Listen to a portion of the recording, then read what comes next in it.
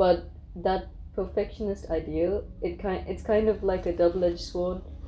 So I try to move away from that, so I wouldn't be too hard on myself in terms of my art style. What inspired you? Like, is it a person, a moment? It can be anything. What inspired you? In all honesty, art's been in my family for ages. Like, there's always someone in the family who's good at painting, someone's going to be good at baking. Like my mom, she's a cake artist as well. I think as artists, we're quite hard on ourselves. We'll think we're not good enough. We'll compare ourselves with someone who's more popular on, let's say, Instagram or something like that. I think we should definitely be easy on ourselves and focus on like a personal development rather than comparing yourself.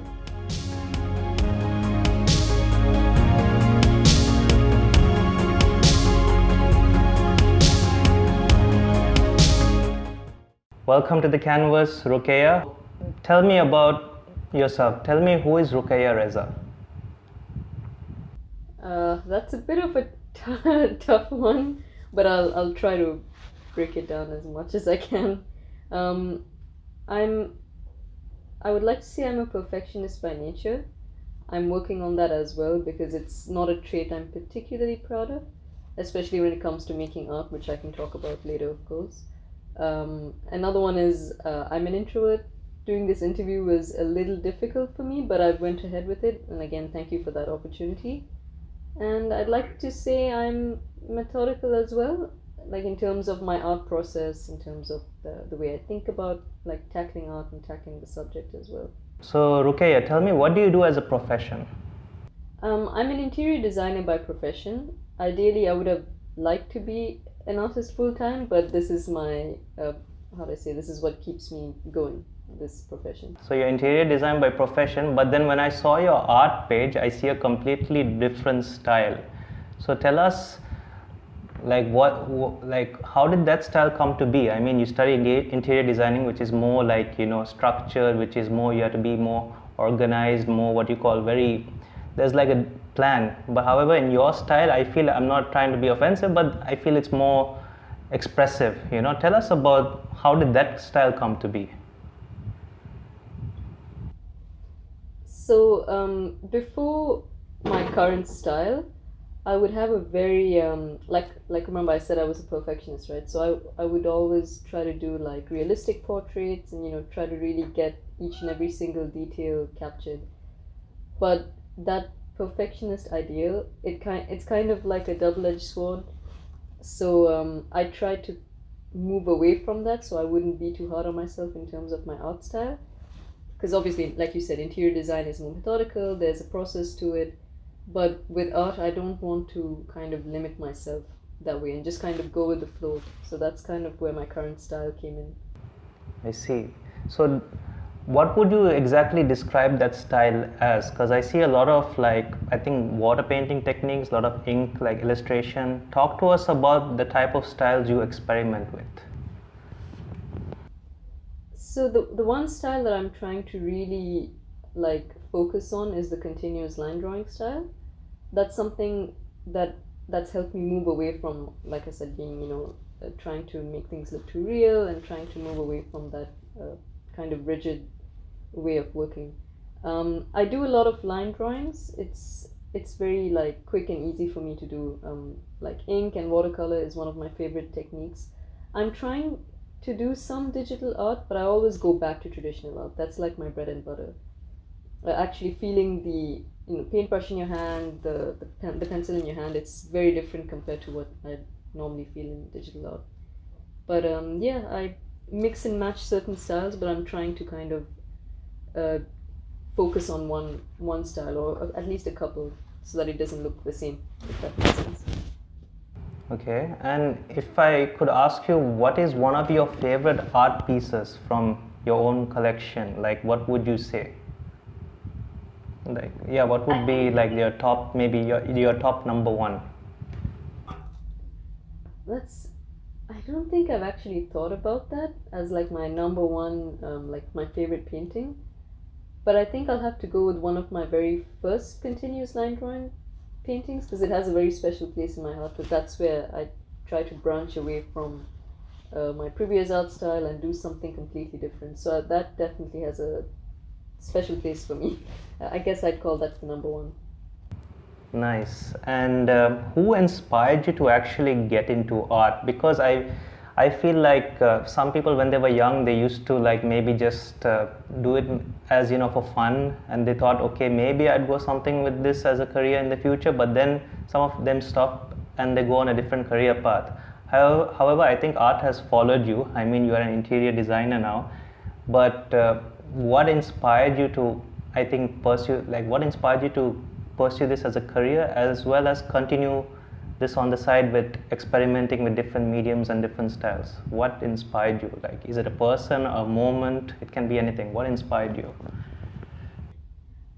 In all honesty, art's been in my family for, well, for ages.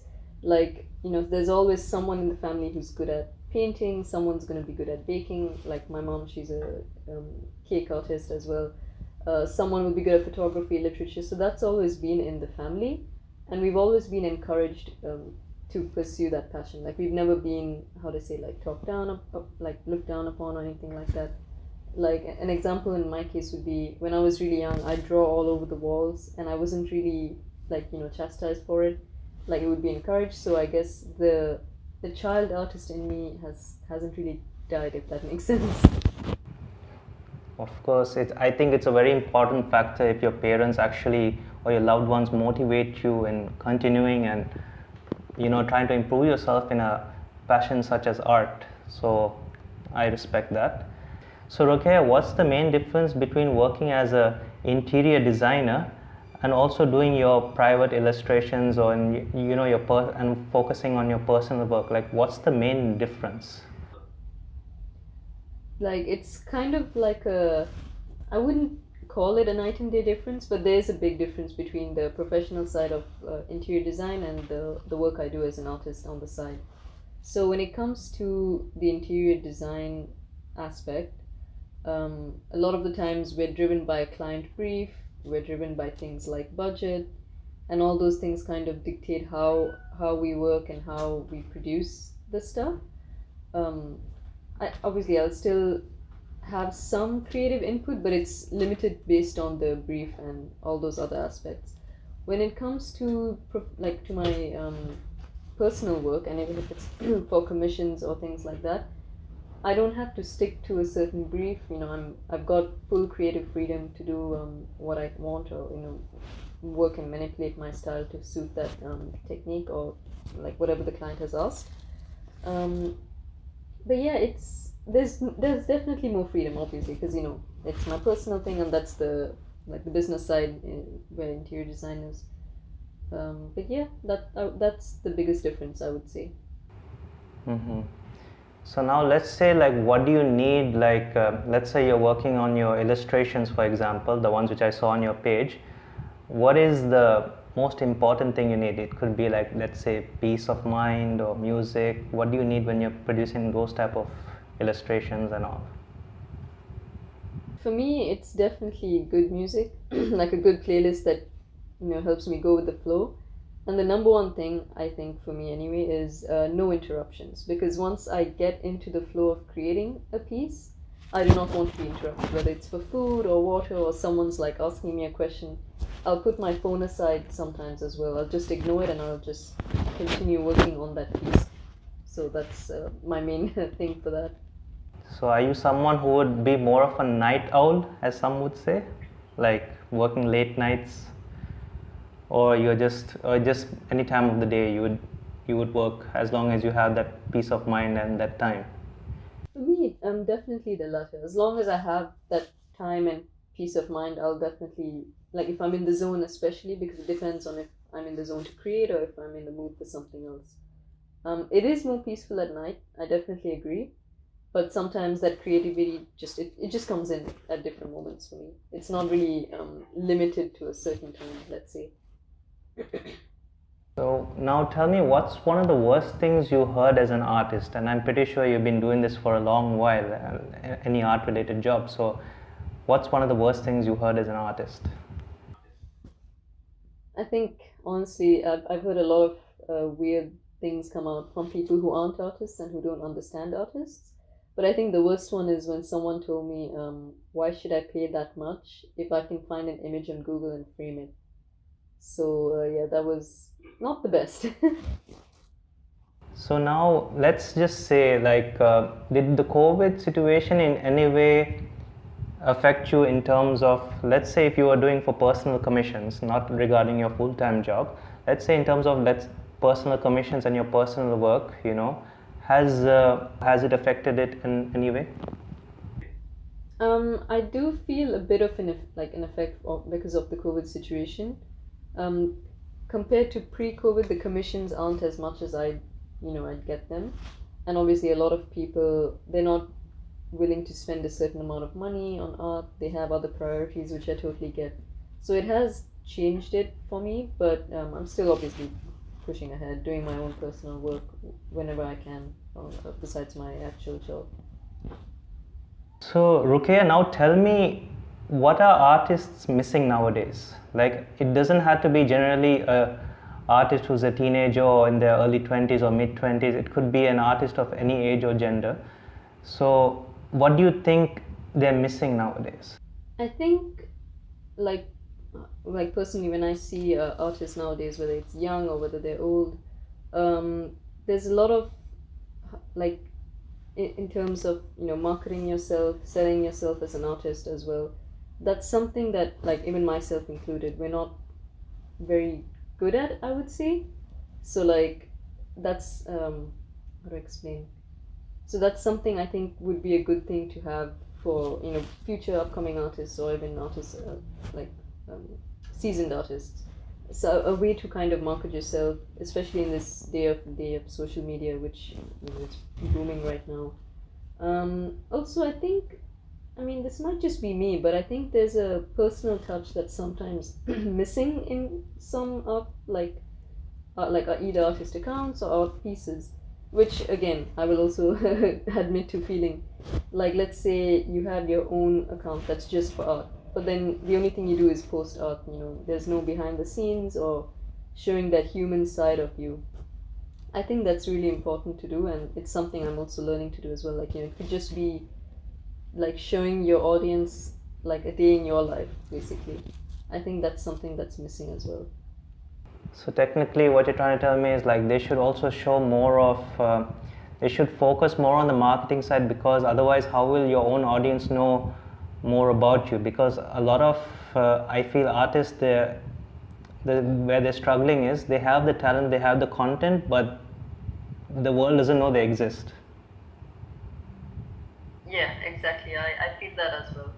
Personally, I feel that. And you're also telling me that they should show more behind the scenes so that people can actually know. Like, I think people are actually even interested in seeing the behind the scenes process because they also want to get motivated.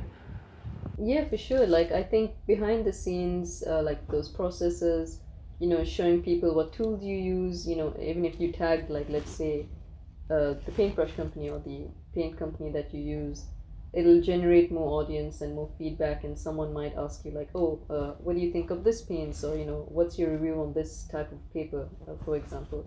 So I think that's a very crucial thing as well. We're going to come to the end of this show. So, a few words of encouragement from your side to the audience or for those watching right now. I think as artists, we're quite hard on ourselves.